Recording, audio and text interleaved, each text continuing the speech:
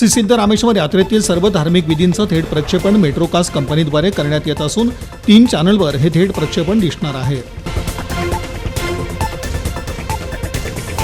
4 हुतात्मा पुतळा आणि पुण्यश्लोक अहिल्यादेवी होळकर यांच्या पुतळ्याचा लोकार्पण सोहळा रविवार दिनांक 14 जानेवारी रोजी होणार आहे। पंतप्रधानांच्या दौऱ्याच्या पार्श्वभूमीवर प्रत्येक शासकीय विभागानं परस्परांमध्ये समन्वय ठेवावा असं आवाहन जिल्हाधिकारी कुमार आशीर्वाद यांनी केलं।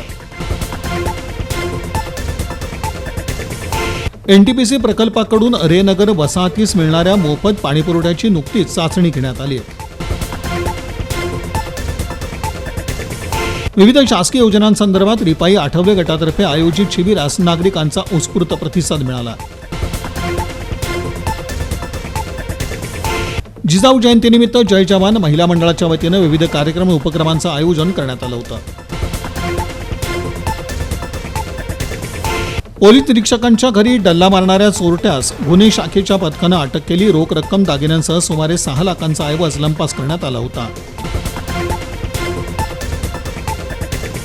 हिंदू हृदय सम्राट बाळासाहेब ठाकरे स्वच्छ सुंदर बसस्थानक अभियानांतर्गत वरिष्ठांनी मंगळवेढा आगारास भेट देऊन पाहणी केली।